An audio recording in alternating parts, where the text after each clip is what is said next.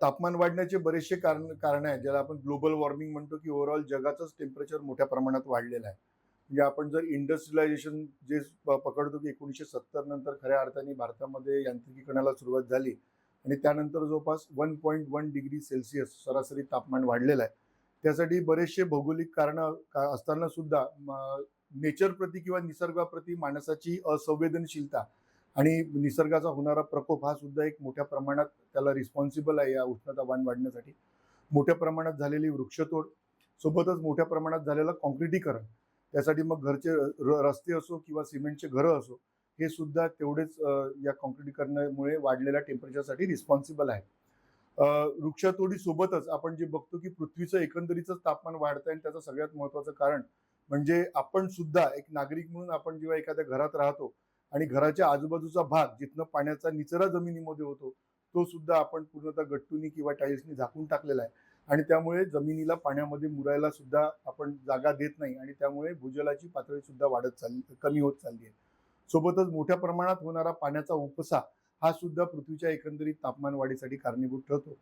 त्यामुळे आपण वापरणाऱ्या वेगवेगळ्या गोष्टी, आपण ज्या लाईफस्टाईलमध्ये जे झालेले चेंजेस, सोबतच मोठ्या प्रमाणात काँक्रिटायझेशन आणि अ, मोठ्या प्रमाणात झालेली जंगलतोड आणि कमी होणारा पाण्याचा निचरा आणि खूप मोठ्या प्रमाणात निघणारा इंडस्ट्रीजमधला धूर म्हणा किंवा आपल्या गाड्यांचं कंबशन होऊन निघणारा धूर, यामुळे एकंदरीतच पृथ्वीचं तापमान वाढायला आणि त्याचा इफेक्ट आज दैनंदिन आपल्या जीवनावर होतोय.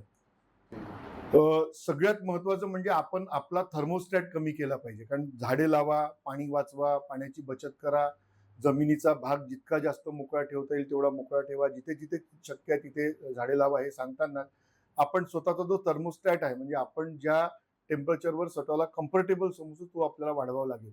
म्हणजे आपण जर आता 38 किंवा 40 मध्ये एसी लावत असू किंवा कूलरचा वापर करत असू, तर आपल्याला स्वतःच्या मनाला समजून सांगावं लागेल, की आता मी 42 वरती एसी वापरेल किंवा 41 वरती कूलर लावेल. तर याच गोष्टीमुळे जर सर्वानुमते सगळ्यांनी जर केलं, तर मोठ्या प्रमाणात आपण विजेची बचत करू शकू, पाण्याचं होणारं इव्हॅपोरेशन थांबवू शकू आणि सोबतच एसीमुळे जे काही गॅस बाहेर निघून बाहेरचं उष्णतामान वाढतंय, ते सुद्धा मोठ्या प्रमाणात कमी होण्यास आळा होईल. त्यामुळे निसर्गासाठी उचललेले पॉझिटिव्ह पाऊल ते करताना स्वतःचाच थर्मोस्टॅट वाढवणे हे सुद्धा तेवढंच महत्त्वाचं आहे.